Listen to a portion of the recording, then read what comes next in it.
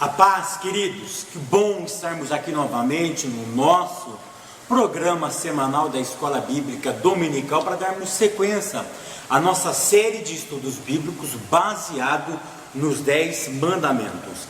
E hoje nós chegamos na lição de número 11. E a lição de número 11, ela tem como título: Não darás falso testemunho. Lição de número 11, que tem como título: Não darás falso testemunho. A leitura bíblica em classe se encontra no livro do Êxodo, capítulo de número 20 e o verso de número 16. E depois nós vamos analisar também Deuteronômio, capítulo de número 19, do verso 15 ao verso de número 20. Então hoje é a lição de número 11, tá? Nós chegamos no 9º mandamento. Depois falta um mandamento para nós estarmos encerrando o decálogo, para nós estarmos encerrando as 172 palavras em hebraico que o Eterno deu para Moshe, deu para Moisés lá no Monte Sinai. Queridos, antes de nós continuarmos aqui, eu queria agradecer o trabalho prestado pela nossa irmã Janice, tá? A Janice é uma irmã que trabalha para o portal EBD, tá? Junto com o Dr. Caramuru e toda a sua equipe. Ela tem prestado um grande trabalho, tá? Para o reino de Deus na Escola Bíblica Dominical. Ela pega os vídeos de todos os professores, ela ouve, eu acho que ela ouve quase todos, porque de todos ela sempre coloca uma frase, uma expressão no Facebook, na internet. Então eu quero agradecer aqui a nossa irmã Janice, tá? Da Assembleia de Deus, do Ministério do Ipiranga, lá de Suzano, que o Eterno continue realmente lhe abençoando pelo trabalho que você tem prestado para o reino de Deus. E também, às vezes, sempre, ou melhor dizendo, a nossa irmã Janice coloca frases do evangelista Fábio Segantin na internet, graças a Deus que tem dado certo. Que Deus então continue abençoando a tua vida, que Hashem recompense o teu trabalho. Queridos, lição 11: Não darás falso testemunho. O livro do Êxodo, capítulo 20, verso 16 diz assim: Não dirás falso testemunho contra o teu próximo, tá? É esse o texto dado pelo Eterno para Moisés no Monte Sinai. Esta, tá, é a 9ª palavra do Eterno, tá? Esse mandamento é o 9º mandamento entregue pelo Eterno para Moshe, para Moisés, lá no Monte Sinai. Queridos, eu queria ratificar mais uma vez aqui, tá? Eu ouvi esses dias um grande pastor de rede nacional falando uma coisa que eu já venho ensinando há algum tempo, tá? Aqui, ele diz que esse mandamento é algo exclusivo para Israel, e nós já vimos aqui que isso é uma inverdade. Nós já observamos aqui, eu já falei aqui, que quando o Eterno fala no Monte Sinai, no capítulo 19, no verso 16 do livro do capítulo 19, verso 6 do livro do Êxodo, o Eterno, ele fala em 70 idiomas. Por quê? Porque quando o povo saiu da terra do Egito, não saiu somente os judeus, vieram pessoas de várias nacionalidades, de várias etnias, juntamente com o povo de Israel. Então, no texto original em hebraico e segundo os escritos rabináticos, Deus falou em 70 idiomas, ou seja, Deus deu sim o seu mandamento para o seu povo, mas isso era uma extensão para toda a humanidade, tá? Então, nós devemos rever alguns conceitos. Isso não é exclusividade de Israel, não, queridos. Isso serve para toda a humanidade. Isso serve para a igreja nos dias de hoje. É isso que diz a palavra de Deus, tá? É só você olhar o meu segundo vídeo, nós abordamos isso com mais propriedade. Então, aqui, nesse 9º mandamento, é o 7º mandamento que contém a expressão, que contém a negatividade de Ló. tá? Porque semana que vem vai ser o 8º mandamento, aonde tem a expressão lo, a negatividade não, tá bom? Mais uma vez eu afirmo então, tá?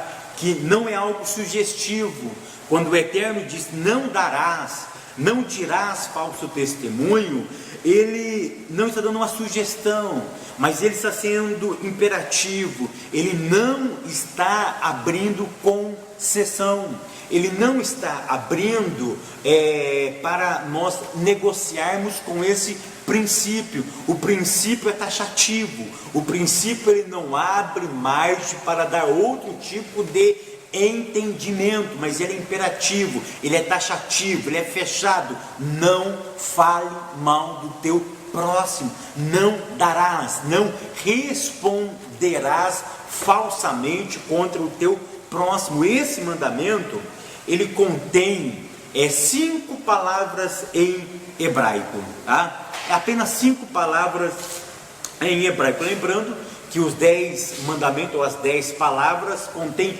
172 palavras em hebraico, e o 9º mandamento contém apenas 5 palavras em hebraico, tá? Eu recebi uma revelação, mas eu vou deixar ela para outro dia, uma revelação muito grande nesse mandamento também, porque a expressão não darás, em hebraico também tem 6 palavras, né? É muito interessante, e eu disse na aula, deixa eu falar então essa revelação aqui, na aula não matarás, olha só, não matarás, não adulterarás, não furtarás, não cobiçarás, tem 6 letras, e eu pulei o não darás falso testemunho. Por quê? Porque quando eu recebi a revelação do não matarás, eu ainda não tinha entendido por que no 9º mandamento começava com 6 palavras, tá? Mas não era algo absoluto. E essa madrugada, eu estudando, o Eterno então me revelou algo maravilhoso. Olha só, a expressão não matarás tem 6 palavras, tem 6 letras em hebraico. Eu já expliquei. Se você não ouviu a minha explicação, vá para a aula de número 8, não matarás, e ouve a minha explicação, tá? Aí eu disse que não matar, não adulterarás, não furtarás e não cobiçarás tem 6 letras. E aí ontem eu estava lendo o não darás falso testemunho, ou não falarás, não responderás de forma falsa, de forma inútil, de forma vã. Mas se nós pegarmos só essa expressão, não matarás, eu já entendi a frase. Não adulterarás, eu já compreendi. Se eu falo não cobiçarás, eu também entendi a frase. Mas se eu falo não darás, a frase ficou faltando alguma coisa. Não darás o quê? Ou seja, faltou alguma coisa. A frase, essa oração está incompleta. E sabe o que nós entendemos? Sabe o que eu compreendi então? Ou seja, por que essas 6 letras ela não forma a ideia central do texto? Por quê? Porque a ideia aqui é mentira. E mentira sempre deixa uma coisa no ar. A mentira, como dizia o meu pai, ela tem perna curta, ou seja, ela é deficiente. Eu não estou afirmando que o mandamento é deficiente, eu estou afirmando que não matar tem 6 letras, não furtarás também tem 6 letras, não adulterarás também tem 6 letras, não cobiçarás também tem 6 letras, e não darás, essa expressão não darás tem 6 letras, mas nessa oração ela fica incompleta, ela precisa de um complemento. Por quê? Porque esse mandamento ele trabalha o quê? A mentira. Uma das coisas que ele trabalha é a mentira, e a mentira ela tem sempre perna curta, a mentira sempre oculta algo de alguém. É por isso que essas 6 palavras, essas 6 letras em hebraico, ela deixa algo faltando, ela não traz o que? Algo completo.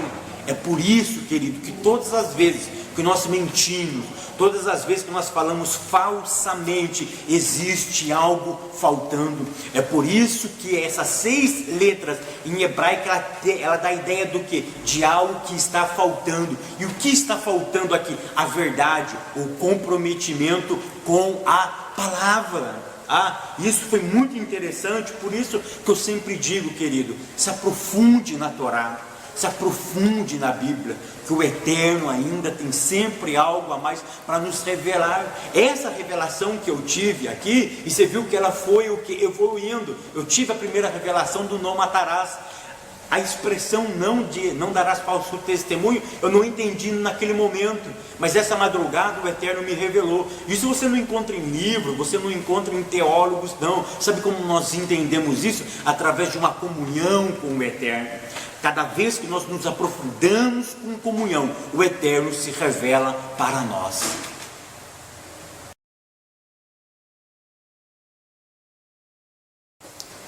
Queridos, continuando aqui então, esse mandamento é conhecido também como o pecado covarde, Alguns teólogos chamam esse pecado de o pecado covarde. O que eu quero que vocês entendam, que está na nossa introdução aqui, na nossa revista, na lição de número 11, que o pastor Ezequias, de forma brilhante, ele aborda na nossa introdução. Nós precisamos compreender a relação entre o terceiro mandamento e o nono mandamento. Quem se lembra do terceiro mandamento? Isso mesmo, O terceiro mandamento é não tomar o nome de Hashem, do Eterno, de forma vã, ou seja, não tomarás o nome do Senhor teu Deus de forma inútil, de forma vã. O que eu quero que vocês compreendam é o seguinte, que naquela aula, no terceiro mandamento, se você não assistiu, assista essa aula, é a lição de número 5, mas nós tratamos o terceiro mandamento, Lá eu expliquei que existe uma forma negativa e a positiva, O que é a forma negativa? Aquilo que está explícito no texto, Não tomarás. Está de forma clara, objetiva, ou seja, então, existe uma parte negativa e uma parte positiva. Qual é a parte negativa? Está explícito, não tomar o nome. E qual é a parte implícita? Aquilo que está dentro do texto, que não está claro, mas é a parte positiva do texto, honra o nome. Então a negativa, não tome o nome. A parte positiva, que está implícita, então eu devo honrar o nome. Esse mesmo raciocínio persegue o nono mandamento. O nono mandamento tem a parte proibitiva, que é a parte explícita do texto, a parte clara, e tem a parte implícita do texto, aquilo que nós chamamos da parte positiva do texto. Qual é a parte negativa do texto? Não darás falso testemunho, ou seja, a parte negativa é não distribua, não responda de forma negativa. E qual é a parte implícita que está dentro do texto de forma implícita? Ou seja, qual é essa parte? A parte positiva, fale a verdade. Então, tanto o terceiro como o nono mandamento, ele tem uma ligação, porque no terceiro, o nome do Eterno está em jogo, a honra do Eterno está em jogo. Perceba que no terceiro mandamento é não tomar, é eu não possuir algo que não é meu. E se eu possuo aquele algo, eu possuo ele de forma honesta, eu devo honrar o nome.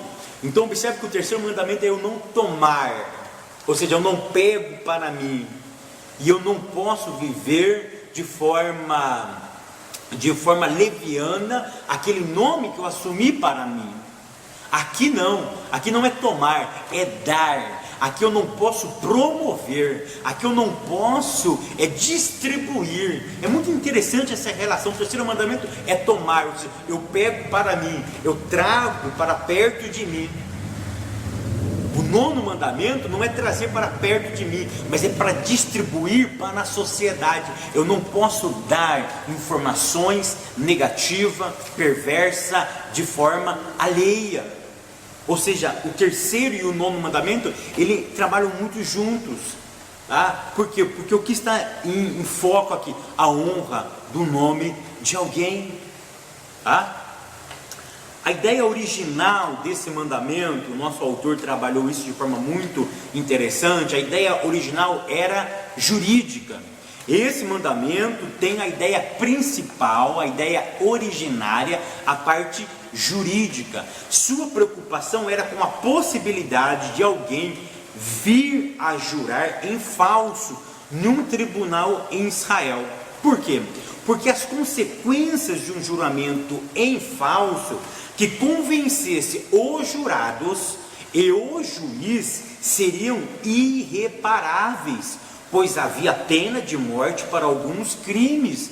Ou seja, a ideia original era uma ideia jurídica. Por quê?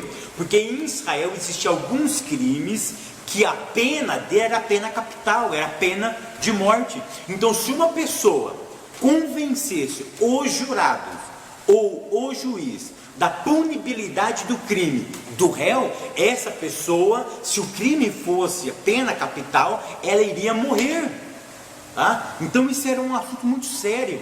Aqui já tem um conceito de jurados e juiz, né? Aquilo que nós temos aqui na legislação brasileira, no Código Penal, do Tribunal do Júri, né? Muito conhecido em alguns crimes praticados por algumas pessoas que levaram a televisão e ganhou grande proporcionalidade. Eu não sei ao certo como funcionava o Tribunal do Júri em Israel, tá? Nós sabemos que aqui na legislação brasileira eu não sou nenhum juiz, não sou advogado, não sou formado em bacharel em Direito, meu conhecimento é muito pouco em relação a isso. Nós sabemos que aqui tem que ter um quórum de 25 pessoas, são alistadas 25 pessoas, né?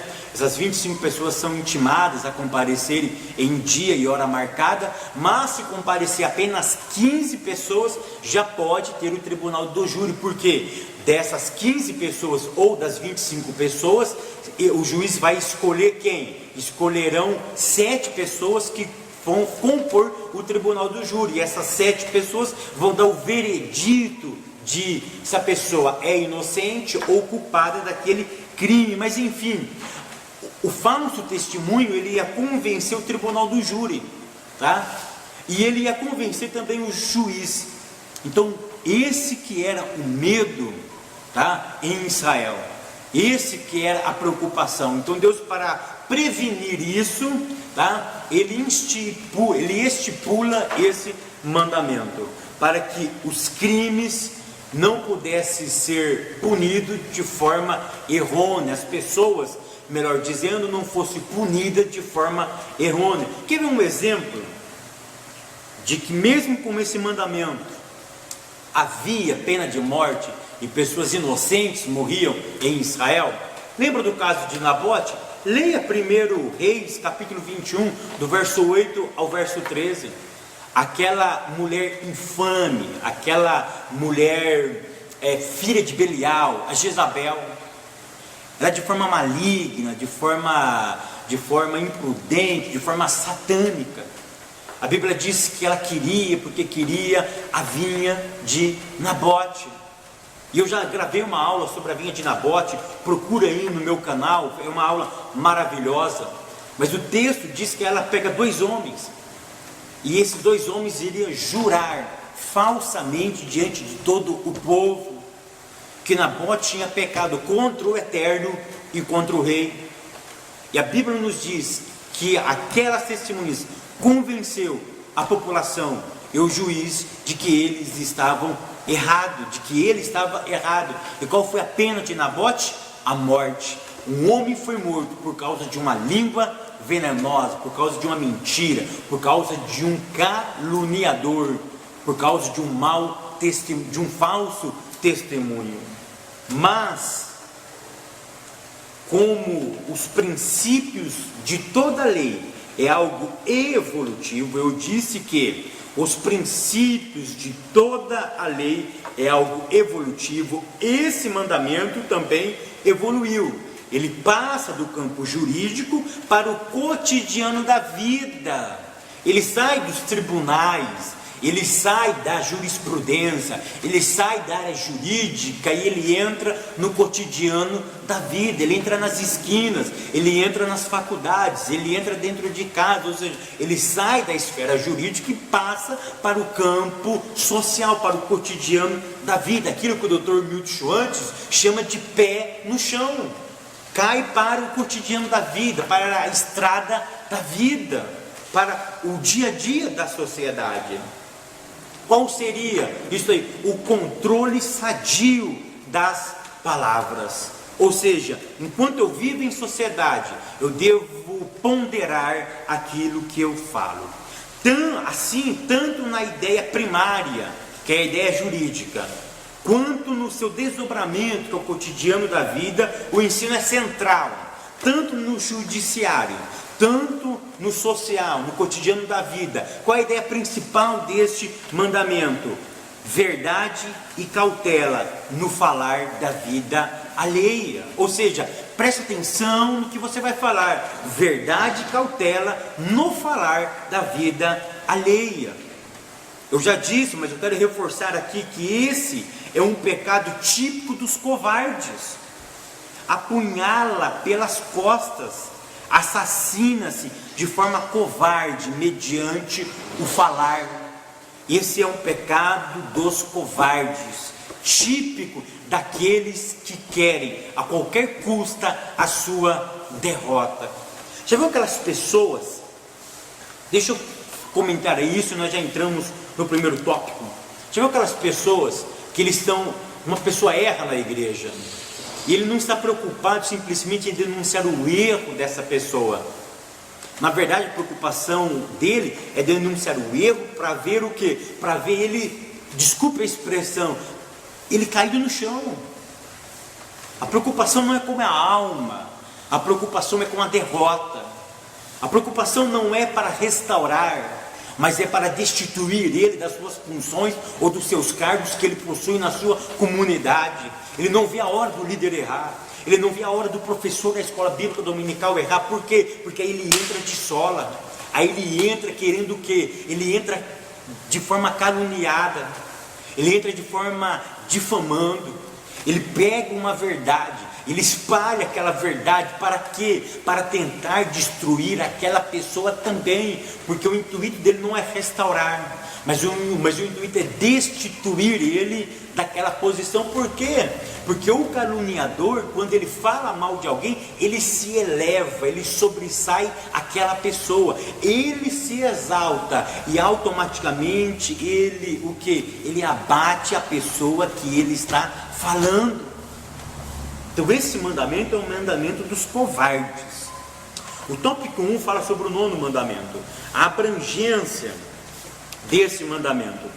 Nós já vimos aqui que tem duas abrangências, uma jurídica e depois com uma evolutividade deste mandamento, com a evolução deste mandamento, ele passa para o cotidiano da vida. O nosso autor trabalha isso muito bem aqui no item 1. O objetivo desse mandamento, basicamente era dois, o objetivo desse mandamento. Quais? Primeiro, defender a honra e a fé. A fé aqui, que o nosso autor fala, eu quero que vocês entendam o seguinte: fé aqui é a credibilidade da pessoa, tá? Então, era dois objetivos: proteger o que? A honra. Então, a verdade é que no nosso Código Penal, no CP, existe o crime contra a honra. Existe o crime contra a honra. Ou seja, então o objetivo era defender o que? Era proteger a honra. O bem tutelado aqui é a honra. E a fé eu quero que vocês entendam por credibilidade das pessoas. Eu não sei pronunciar muito bem, mas o famoso Shakespeare, ele disse o seguinte: aquele que rouba minha honra é pior do que aquele que rouba os meus bens.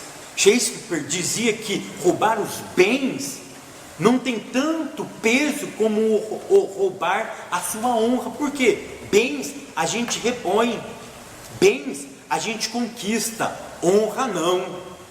Deixa eu dizer uma coisa aqui: honra não é copo descartável que você bebe, joga fora e depois pega um novo. Não. Uma vez que a sua honra ela foi suja, uma vez que a sua honra foi manchada, dificilmente você a limpará.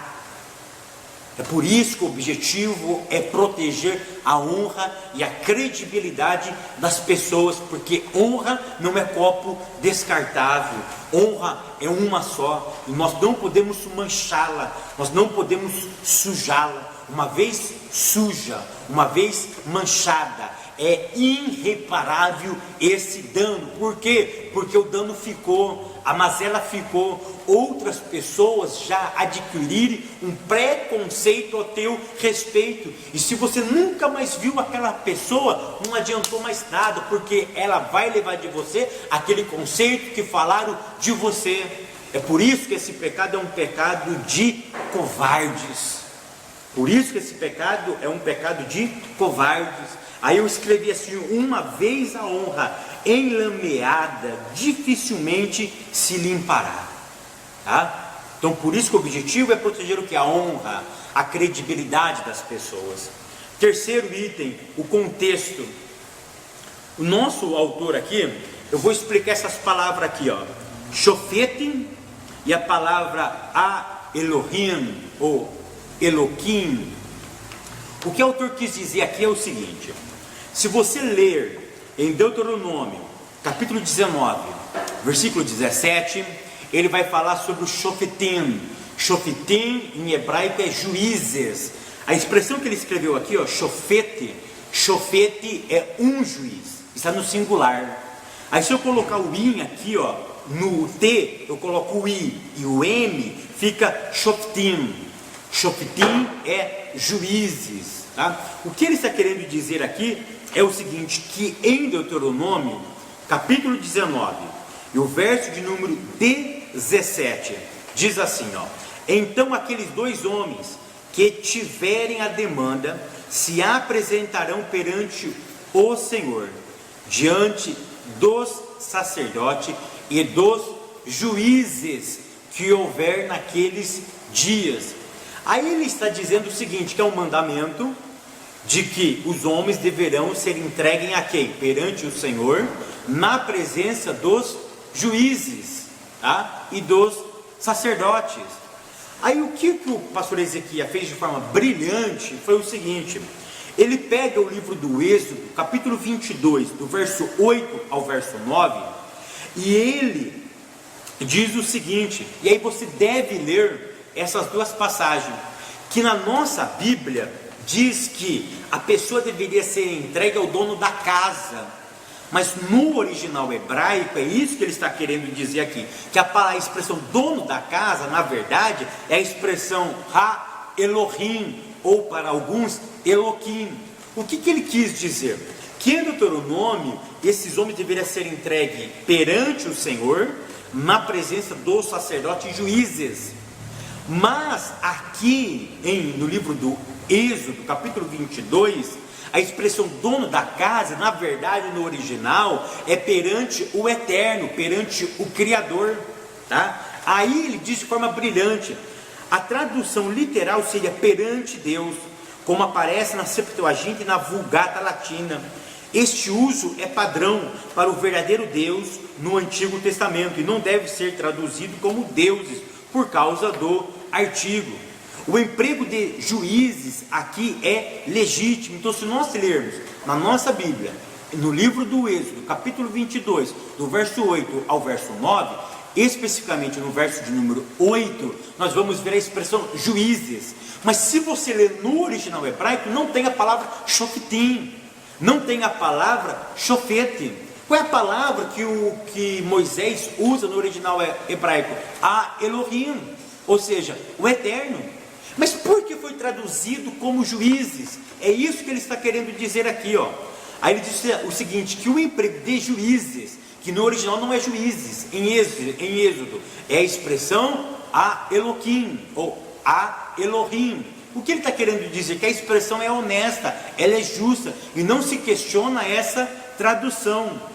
Aí ele diz, as versões rabínicas emprega perante a corte, ou seja, os juízes representam o Deus de Israel nos julgamentos. É isso que ele está querendo dizer, que em Deuteronômio a expressão Shoftim é juízes, e a expressão em Êxodo não é Shoftim, é Ha-Elohim ou Ha-Eloquim. O que ele está dizendo? O quê? Que os juízes, os homens que tinham função jurídica, eles tinham a função e eles estavam representando Deus aqui na terra, na esfera jurídica. Isso é muito impressionante, querido, ok? Agora vamos para o tópico de número 2.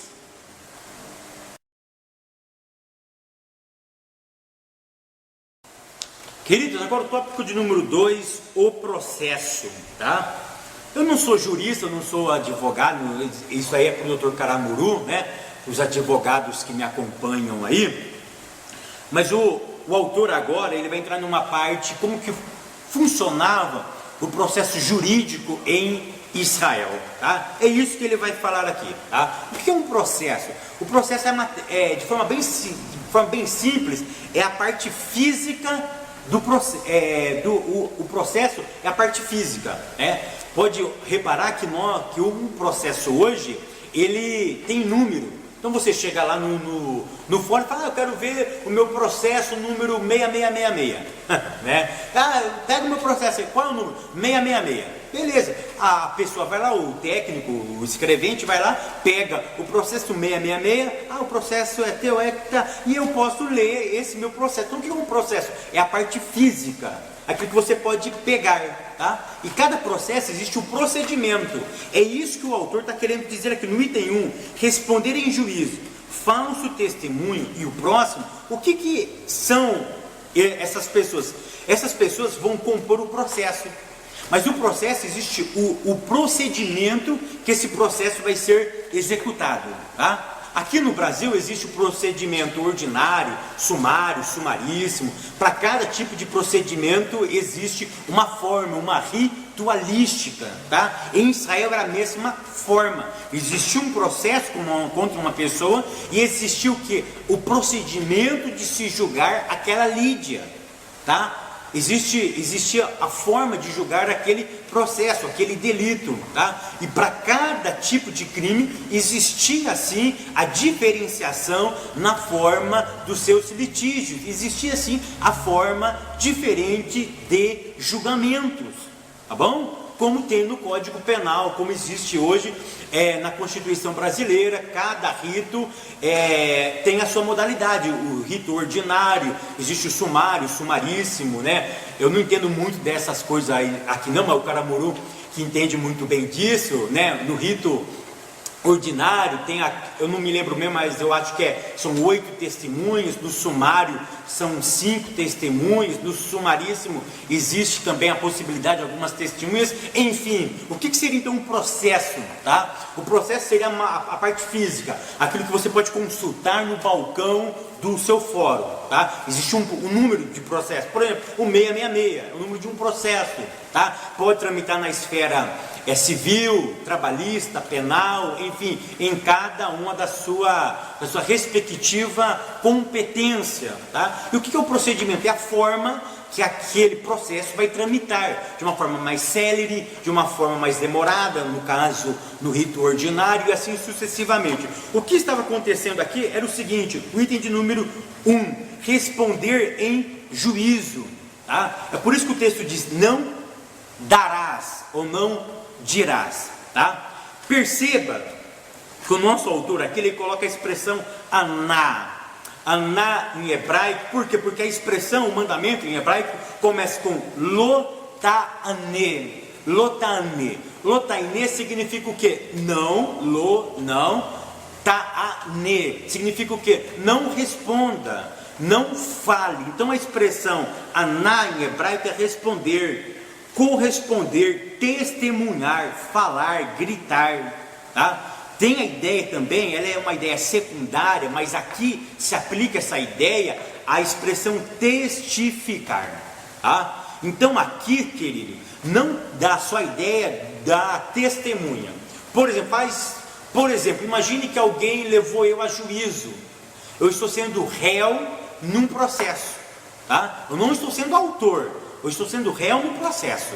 Alguém me levou, mas essa pessoa que me levou a juízo, que é o autor da ação, perceba uma coisa, que ele não é testemunha, mas se ele iniciou, tá? Se ele deu início a um processo contra mim, ele tem que falar a verdade também. É isso que o autor está querendo dizer aqui, que num processo jurídico em Israel, não estava delimitando este mandamento a figura da testemunha, mas o autor que iniciou um processo, que iniciou uma briga jurídica, um litígio, vamos dizer assim, ele também deveria o que? Falar a verdade. Porque se ele não falar a verdade, este mandamento inicia-se para ele também. Ele se enquadra dentro deste mandamento. É por isso que tem a expressão responder em juízo. Ou seja, alguém lê, por exemplo, o meu irmão de carne, que mora lá em São Paulo, ele move uma ação contra mim. Ele é autor, eu sou o réu da ação. Mas ele tem que falar a verdade. Ah, mas ele não é, não. Ele tem que falar a verdade. Porque se ele não falar a verdade, esse mandamento pega ele também. É isso que o autor está querendo dizer aqui, tá?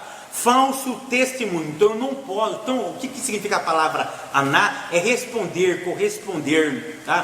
Testemunhar, falar, gritar, testificar na corte algo verdadeiro. Aí depois temos o item 2, falso testemunho. O que é uma testemunha?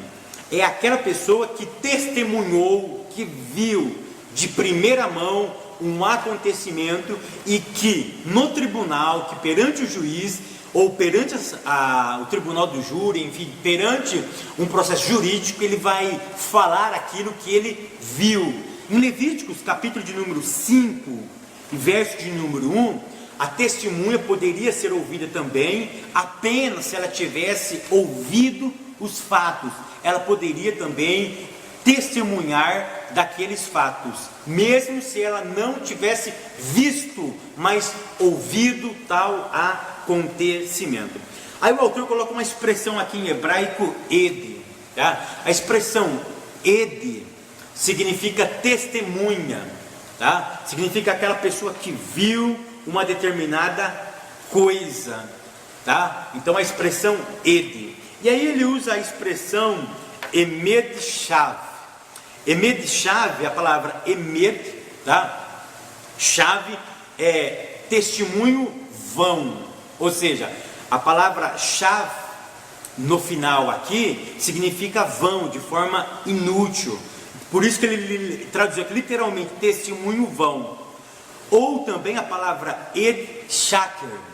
Ed testemunha, shaker significa mentira, significa falso. Então por isso que aqui é falso testemunho, tá? Então o ato de testemunhar falsamente era um pecado muito considerado para o povo de Israel. Então verdade é que a testemunha ela tinha um peso tão grande que a lei exigia que para se condenar uma pessoa deveria ter no mínimo 2 testemunhas, tá? 2 testemunhas. E outro detalhe, a testemunha, depois que a pessoa era condenada, por exemplo, pelo pecado de pena capital e por apedrejamento, quem deveria tirar a primeira pedra? A testemunha. Então as 2 testemunhas deveriam jogar o que? As pedras contra aquela pessoa que eles conseguiram levar a juízo e foi dada uma sentença de morte, uma sentença capital para ela. Se fosse por apedrejamento, as testemunhas deveriam ser as primeiras pessoas a atirar a pedra. Então o texto diz, não, é taxativo, não fale, não corresponda, não fale falsamente. Contra quem? Contra o teu próximo, tá? Aí vem a outra figura no processo jurídico, tá? Em Israel, o próximo. Aqui temos a expressão reá, tá? A expressão reá, segundo o nosso autor, e de forma brilhante, é a primeira vez que aparece no decálogo essa expressão reá. O que significa reá? Reá em hebraico tem a ideia de amigo, companheiro, vizinho, parceiro, outra pessoa. Essa outra pessoa, ela pode ser tanto no âmbito íntimo como no ocasional. A questão aqui não é a afinidade, mas o que está se protegendo aqui é a dignidade da pessoa humana. Perceba que a expressão reá pode ser alguém tanto da esfera íntima como na esfera ocasional, porque pode ser um amigo, um companheiro, um vizinho, um parceiro ou outra pessoa, tanto na esfera íntima como na esfera ocasional. Então a questão aqui não é afinidade, reá não é afinidade, mas reá está protegendo quem aqui? A dignidade da pessoa humana. Porque o que está em xeque aqui não é a cor, não é a raça, não é a religião, a etnia, nem a preferência sexual, mas o que está protegendo aqui? A dignidade da pessoa humana. Então perceba aqui que neste mandamento, quando aparece a primeira vez a expressão reá, por isso que eu disse que este mandamento não era só para Israel. Por quê? Porque aqui a expressão reá estava indicando quem? Não estava indicando nacionalidade, não estava indicando cor, raça, religião, credo, não estava indicando etnia, não estava indicando preferência sexual, estava protegendo o quê? A dignidade da pessoa humana. Ou seja, não fale mal do teu próximo só porque você não tem afinidade contra ele. O bem tutelado aqui é a dignidade humana, a dignidade do ser, independente da cor, da raça, da etnia, da religião, independente se ele é americano, se ele é latino, se ele é europeu, se ele é asiático, se ele é judeu, independente de onde que ele é, independente de quem ele é, deve ser protegido o quê? A dignidade humana, a dignidade da pessoa humana deve ser protegida aqui, ok? Então essa ideia de que estava protegendo só os judeus é mentira, porque a expressão reá não significa a cor, raça, mas está se referindo à dignidade da pessoa humana, ok? Vamos para o tópico de número 3.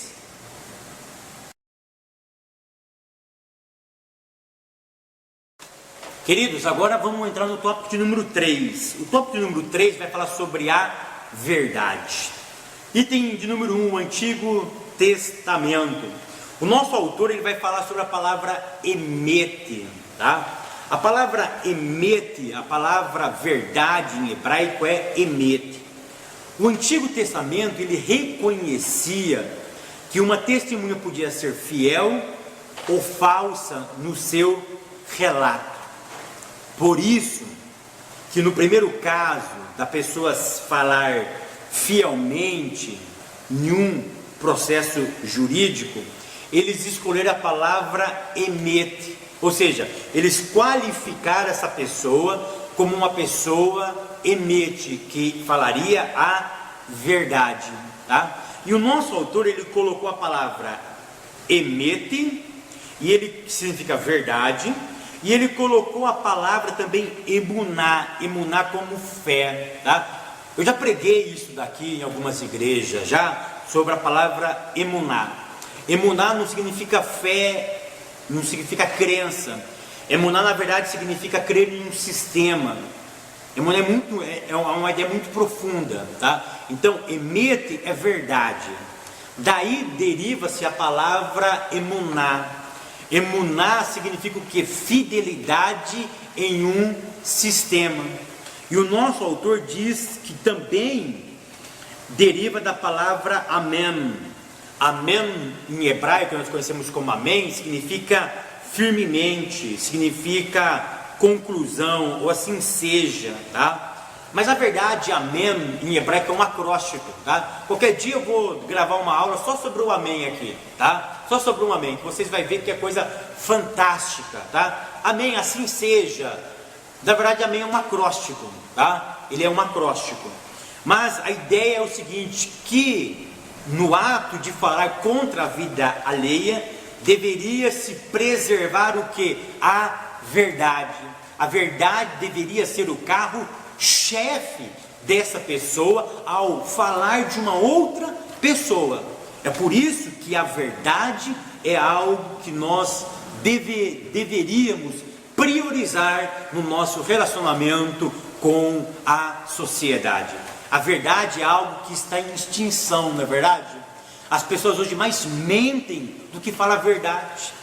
Existe hoje até a meia-verdade, né? A pessoa fala uma verdade, mas não falou ela de forma completa. É por isso que eu disse no começo da minha aula que a palavra não dirás, em hebraico tem 6 letras, e ela é uma oração incompleta, que precisa de algo para completar. É por isso que eu disse, a mentira tem sempre perna curta.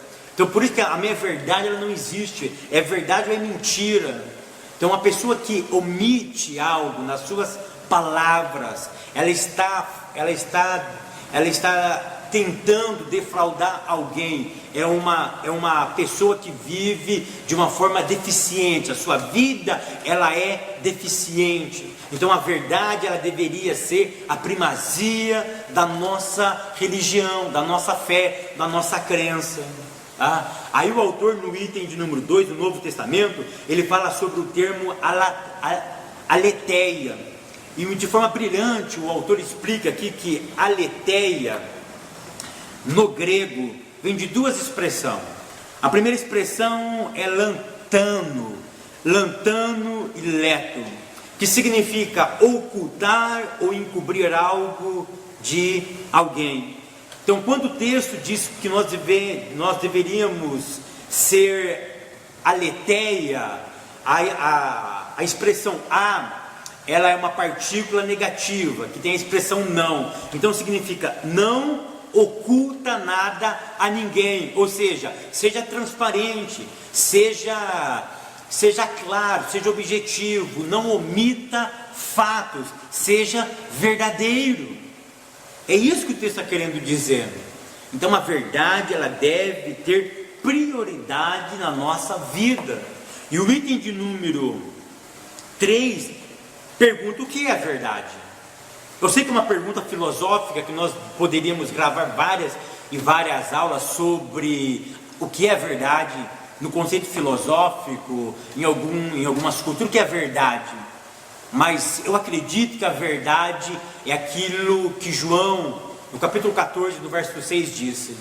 Quando Jesus disse, Jesus dizendo, eu sou o caminho, a verdade e a vida. O que é a verdade? É Jesus. Jesus ele não oscila, ele não é invariável, ele não fica variando, ele é invariável, ele é constante, ele é firme, ele não oscila. Ele não é algo relativo, mas ele é algo absoluto. A verdade deveria primar as nossas vidas. A verdade deveria ser o carro-chefe das nossas pregações. Deixa eu dizer uma coisa aqui para os pregadores que me ouvem, para vocês que me assistem, que acompanham há algum tempo. Quantos pregadores mentirosos nós temos hoje, que não falam mais a verdade, não estão mais comprometidos com a palavra de Deus e nem com a verdade, mentem nos seus negócios, mentem para fazer as suas agendas. Quantos pregadores, querido, quantos ensinadores vivendo de mentira. A mentira é o seu carro-chefe, a mentira é o seu estandarte, a mentira é a sua bandeira. Eles falam tanta mentira que parece que é verdade, eles acreditam que aquilo é verdade. Por isso que alguém já disse algum tempo atrás que a mentira dita várias vezes se torna uma verdade. Mas a Bíblia diz que nós, servos do Senhor, seguidores de Yeshua HaMashiach, de Jesus o Messias, nós devemos ser o quê? Verdadeiros, devemos ser autênticos, não devemos ocultar nada. A nossa vida deve ser algo transparente, cristalino. É isso que nós devemos ser, transparente. Item de número 4, tópico de número 4, cuidado com a mentira. Item de número 1, as testemunhas. Dar testemunho falso é algo proibido pelo decálogo, nós já vimos isso, e é condenado na literatura sapiencial. Você confere isso em Provérbios 6:19, Provérbios 14, verso 5, 19, verso 5, verso 9, verso 28. Depois você pula para Provérbios 21, verso 28. Depois você pula para Provérbios 25, verso 18. Tá? É proibido tanto no decálogo como na literatura sapiencial. O salmista se queixa de que testemunhas falsas se levantam contra ele. Lembra do Salmo 27, verso 2? Salmo 27, verso 12. Davi temendo pelas falsas línguas, pelos falsos testemunhos. Depois ele pula para o Salmo 35, verso 11, ele expressa novamente a sua preocupação para que o Eterno o guardasse dessas línguas falsas. Isso era algo proibido, mas era algo vivenciado pelas pessoas. De acordo com a lei, uma testemunha falsa estava sujeita ao mesmo castigo que esperava ter infligido um acusado. Ou seja, a mesma pena que aquela pessoa iria pegar, se fosse comprovado o seu falso testemunho, ele iria pegar a pena daquela pessoa, tá? A testemunha era necessária para várias coisas. Você confere, por exemplo, em Jeremias 32, verso 10, que a testemunha era necessária para várias transações, tais como uma venda de uma propriedade, por exemplo, deveria ter testemunhos. No ato de redenção, tá? Como nós vemos isso em Ruth, capítulo 4, do verso 10, 9 e 11. Então as testemunhas era parte indispensável na cultura judaica, na cultura de uma sociedade. Mas o mais importante era o ato do falar a verdade e nunca trabalhar com a mentira. Por quê? Porque nós vamos ver agora os danos que uma mentira pode causar na vida alheia. Querido, vamos ver os danos que uma mentira pode causar para uma outra pessoa. Olha Levítico, capítulo 19, verso 16. Olha o que diz: não andarás como mexeriqueiro entre o teu povo, nem conspirará contra o sangue do teu próximo. Eu sou o Senhor. O que Deus está proibindo aqui? O mexeriqueiro. O que é o mexeriqueiro? O mexeriqueiro é o conspirador contra a vida do próximo. É o leva e traz da igreja. Irmãos, vamos ser sinceros. Sempre nós convivemos, sempre nós vamos ver um mexeriqueiro dentro das nossas igrejas. É aquele que leva e traz, é aquele que sabe de tudo que está acontecendo no ministério. Ele quer saber de tudo para contar a todos. O mexeriqueiro, ele tem o prazer de saber das notícias ruins, mas o prazer dele não é saber, é divulgar aquilo. E em muitos momentos, divulgar de forma para ver a outra pessoa sendo prejudicada. Então o mexeriqueiro, ele é o conspirador contra a vida do próximo. Tem em si, o mexeriqueiro, ele tem em si a potencialidade de um assassino, queridos. Aquele que fala falsamente, ele é um assassino em potencial. Por quê? Porque as palavras matam, as palavras assassinam sonhos, esperança, filhos, família, relacionamento com Deus, ministérios. É assim que deve ser visto em nosso meio alguém a ser temido e ao mesmo tempo repelido. Irmãos, nós não podemos tolerar os mexeriqueiros dentro das nossas congregações. Eles devem ser repelidos, eles devem ser contestados. Nós não podemos admitir o que? O mexeriqueiro. Você sabe quem foi o primeiro mexeriqueiro da Bíblia? Satã. A Bíblia diz que lá no céu ele fazia comércio. A expressão em Ezequiel, no capítulo 38, de comércio no original hebraico, é aquele que leva e traz. Ou seja, ele começou a fazer uma conspiração contra o Eterno. Ele começou a vender uma ideia, ele começou a vender um produto, que o produto dele era melhor do que o Eterno. Ele começou a conspirar contra o Eterno. E ele levou quem? A terça parte dos anjos com ele. Por quê? Porque ele foi o primeiro mexeriqueiro. Ele foi o primeiro a falar de forma negativa contra uma pessoa. E olha o prejuízo que esse homem deu. Olha o prejuízo que esse ser deu. Por causa de uma palavra mal falada, por causa de uma ideia que não é verdadeira. Em Provérbios, no capítulo 12, verso 22, diz assim: olha o que diz Provérbios 12, 22: os lábios mentirosos são abominações ao Senhor. Além de ser pecado contra o próximo, é abominação contra o Eterno. Querido, quando nós falamos falsamente, nós estamos matando as pessoas, nós estamos impedindo o crescimento espiritual das pessoas. É realmente um grave pecado, porque mancha a honra alheia e mostra o ímpeto assassino, patente na vontade de destruir o próximo. Pessoas que assim agem são pessoas que têm no seu caráter, que têm na sua índole o prazer de ver pessoas sendo abaladas espiritualmente, mortas, assassinadas espiritualmente. Não tem o prazer de ver o crescimento espiritual do seu irmão.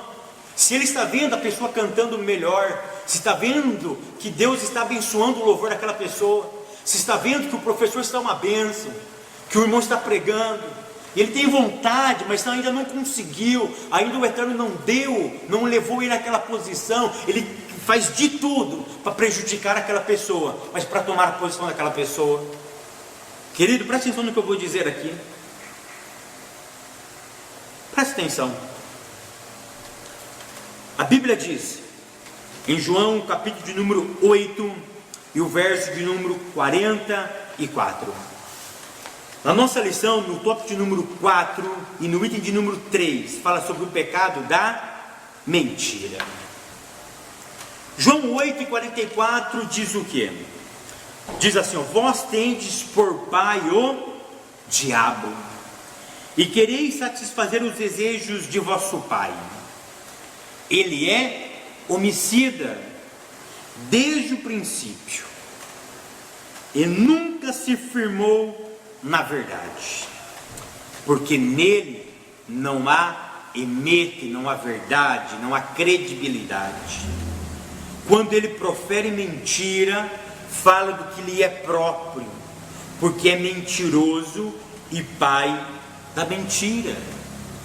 Queridos, o diabo, ele é o que? Ele é o pai da mentira e homicida desde o princípio. Eu quero que vocês façam a ligação entre mentiroso e homicida, entre mentir e assassinar. O texto diz que ele era homicida desde o princípio. Por quê? Porque ele matou espiritualmente a terça parte dos anjos.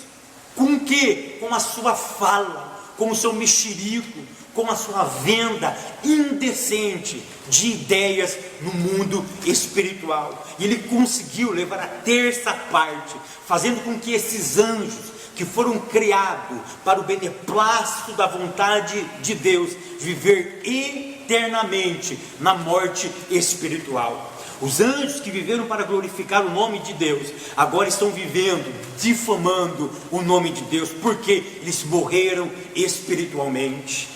Assim nós podemos entender. É por isso que ele é homicida desde o início. Ele mata no mundo espiritual, e ele assassinou Adão lá no jardim do Gan Éden.